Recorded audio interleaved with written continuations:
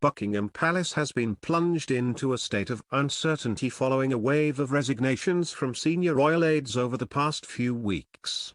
The multiple departures reportedly come following orders from the Queen for a shake-up of the establishment as she prepares to hand over leadership to Prince Charles. However, palace sources have claimed the shock resignation of the Queen's right-hand man, Sir Christopher, has left their firm in a state of disarray, with one courtier describing the situation as a right royal shambles. Other royal staff are preparing for their departure include Prince Harry's private secretary Edward Lane Fox, with rumours that Prince William's highly regarded private secretary Miguel Head is expected to be out by Christmas.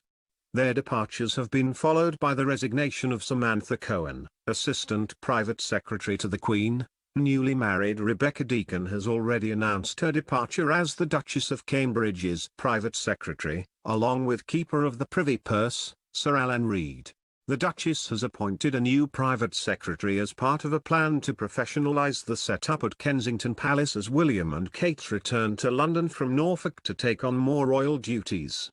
There are 3 senior posts in the Queen's private office, the team who enable Her Majesty to do her job as head of state: her private secretary, her deputy private secretary and her assistant private secretary.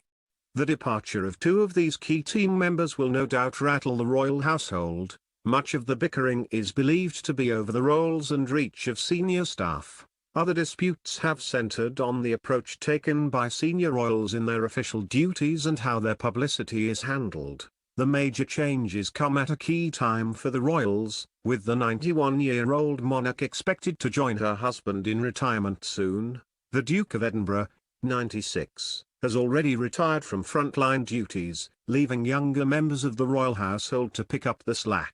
Operation Handover has also been seen as a response to the increasing rivalry between the separate households, with Kensington Palace run by the younger royals, and Clarence House dealing with Prince Charles and Buckingham Palace.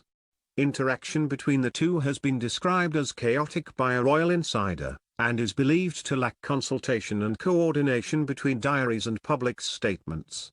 An example of this comes from Prince Harry's furious attack on the media earlier this year over coverage of his girlfriend Meghan Markle.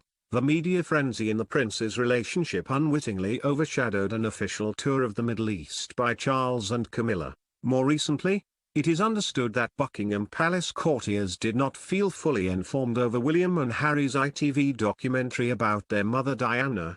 There is also said to be increasing concern among senior royals that emotive statements regarding the young prince's mental well-being have gotten out of hand. The Queen is said to have been irritated by the running of the junior households and feels that William and Harry have been given poor advice and left exposed to criticism, a sentiment echoed by their father. With the departure of Sir Christopher, many have been left wondering who has stepped into his advisory shoes. A royal insider said, "Don't forget that the Queen is still the boss and will always take her own decisions, no matter what the advice." The current uncertainty within the royal household lies also in an earlier failed attempt to bring the royals under one umbrella, a plan incidentally masterminded by Sir Christopher himself.